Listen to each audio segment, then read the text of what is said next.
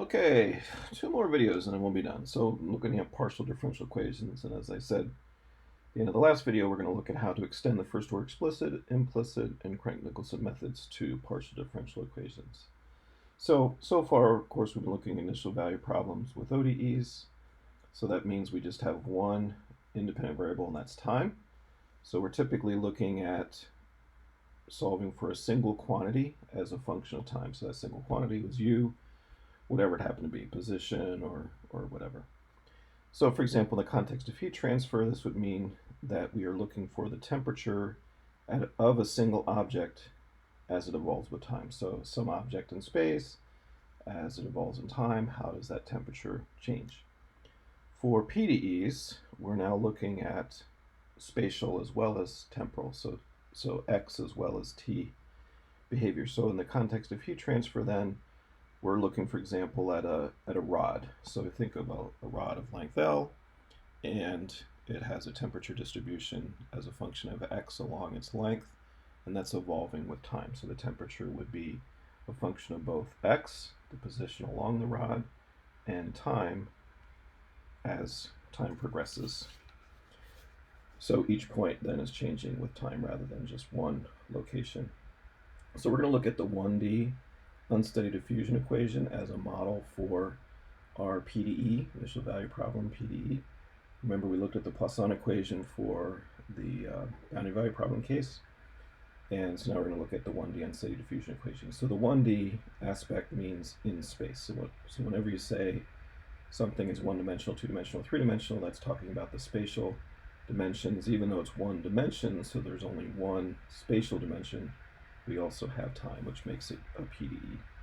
So the 1D unsteady diffusion equation, let's talk about some of the properties. So it is an initial value problem, and it looks like this. This is going to look quite a bit more complicated than what we've had before because of the time component to this. So this is going to be x and t will be up. So you can think of, again, the rod goes from A to B, that's the length in x, and then time goes up.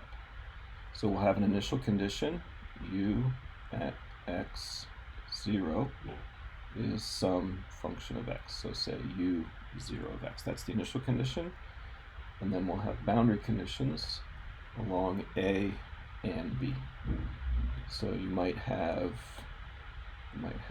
u of a t being specified on the left and u of bt being specified on the right, for example. So you have an initial condition, t is equal to 0, boundary conditions at x is equal to a and b. So we're combining aspects of both the initial value problems and boundary value problems. Now the way the grid is going to work is as follows. So we're going to have our same spatial, oops, I wanted to do it actually. We're going to have the same spatial and temporal behavior. So in time, we'll have the nth time step, the n plus first time step, and so now the marching in time is going up along the vertical axis rather than we imagined before going to the right along the horizontal axis. Then in space, we're going to have our usual I plus 1, and I minus 1. So this is, again, very similar to the 1D boundary value problem situations that we had before. So what we're going to focus on is this portion here. So that, and these are like sliders, so the time steps are moving up and down, and the x and y's, the i's and j's, the i's are moving back and forth. So this generic portion here, this is our finite difference stencil that we've discussed before. And so now it's going to look like this. So whenever we do these in the future,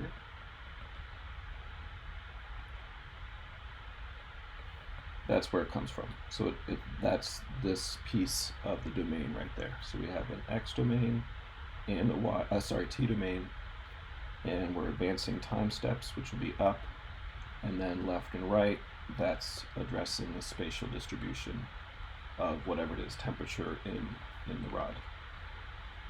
So again, initial conditions at t is equal to 0, and boundary conditions along the x equals a and b boundaries, and then we're going to march the solution from the initial condition forward in time. All right? I'll let you finish that if you haven't gotten it. So then the 1D unsteady diffusion equation looks like this. You remember the Poisson equation was partial squared u partial x squared plus partial squared u partial y squared is equal to f of xy. So that was the Poisson equation, and again, that was a boundary value problem, more specifically an elliptic boundary value problem. So now we're going to look at a very different PDE. So partial u partial t is equal to alpha partial squared u partial x squared. The alpha here, it's just a parameter, it's a property of the medium through which something is diffusing, and that's the diffusivity. So it's the rate at which it gives me the rate at which whatever the quantity is diffuses through that medium. If we're talking about heat conduction, which is the easiest to think about, then u would be the temperature. If it's a fluid mechanics situation, then u could be velocity, in which case we're diffusing momentum throughout the domain because of viscosity, or it could be vorticity, which is a measure of the rotation, and that could be diffusing. Or chemical engineers, the u would be c, so you have mass diffusion. C is concentration, so concentration of a substance, of a species, and then that is diffusing throughout the domain. So we'll talk mostly in terms of heat conduction just to keep things simple and understandable for us at this stage of our academic lives. Okay, so again, this is our PDE now that we're going to focus our attention on. And we're going to apply the first order explicit, first order implicit, and Crank-Nicolson methods to the 1D unsteady diffusion equation. Okay, so first order explicit method first. So remember, it's an explicit method, so now we have to think about the spatial derivatives. We didn't have spatial derivatives before, now we do, so we have to think about how are we going to accommodate the spatial derivatives. So in an explicit method, the spatial derivatives are evaluated at the previous time step. So remember, the x marks the spot, so you'll see that in my little figure to come. So the x marks the spot is going to be at the previous time step, so any spatial derivatives will be evaluated there, and that's what's going to allow this to be an explicit method. Now our shorthand, so we used, for boundary value problems, we used ui was u at x sub I, and then for the initial value problems, we used un plus 1 is u at t n plus 1. So now we're going to combine them. So ui n plus 1 means u evaluated at xi, and t n plus 1. All right, so you'll see us use that notation throughout. Again, just remember that the superscripts now are representing time steps, not iteration numbers. Okay, so as we zoom in, our finite difference stencil looks like this.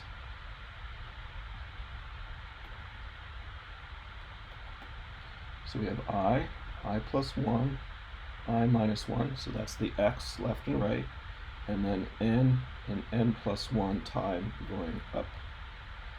All right, so the x marks the spot goes right here. So we're going to approximate the partial differential equation here.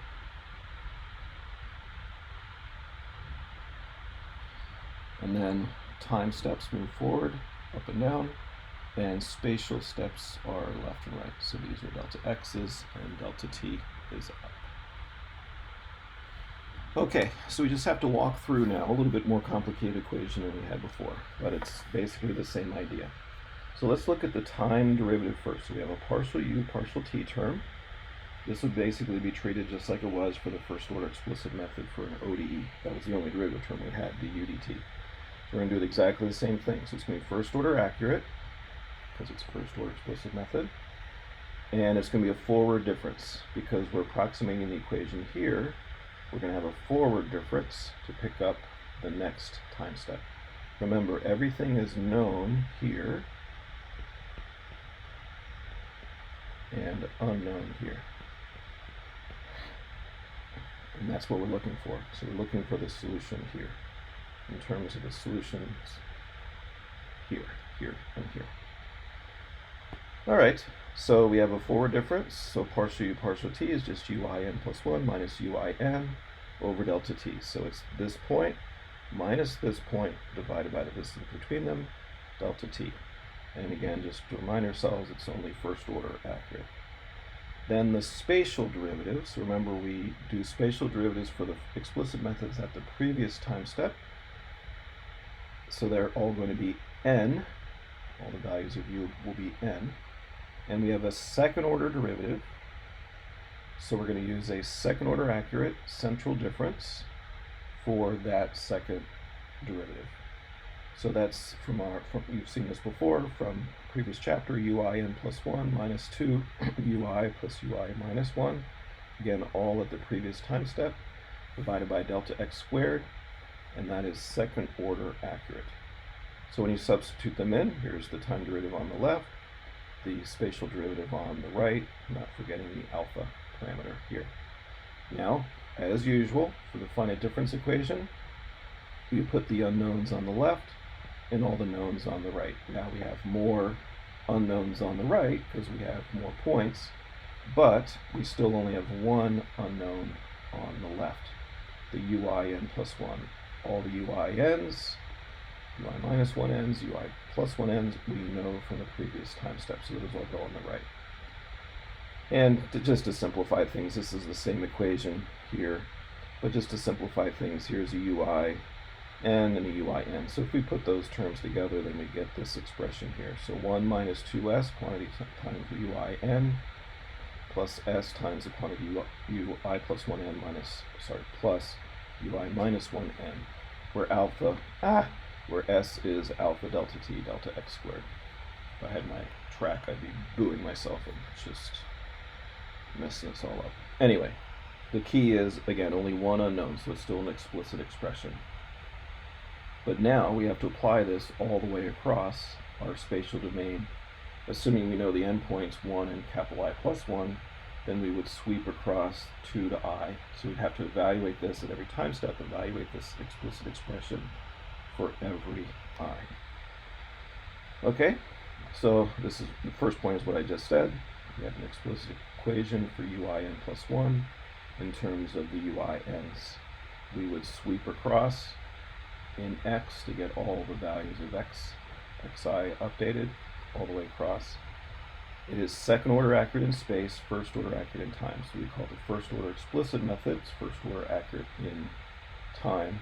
However, it is second order accurate in space. We can vary the time steps for the same reasons that we discussed with ODEs. There's no difference there. I'm not going to show you how to do stability analysis on partial differential equations, but you can. It's much more complicated.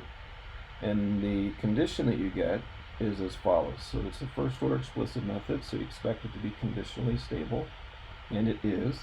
It turns out that the requirement that comes out of the analysis is that S, which is that alpha delta t over delta x squared, S has to be less than or equal to a half in order for it to be stable. And that is very restrictive. So that's going to be a much smaller time step than the time step required for accuracy of the numerical solution. Obviously, that if S is greater than a half, then it's unstable. So especially as you go to PDEs, the explicit techniques become very, very restrictive in terms of time step, and they're not very good and not often used. So in choosing the time step, as with an ODE, you have to be concerned with both the temporal accuracy or resolution of the solution, as well as whether the time step is small enough for numerical stability. So you have to consider both of those. All right, in the next video we'll look at the first order implicit method and the Crank-Nicolson method.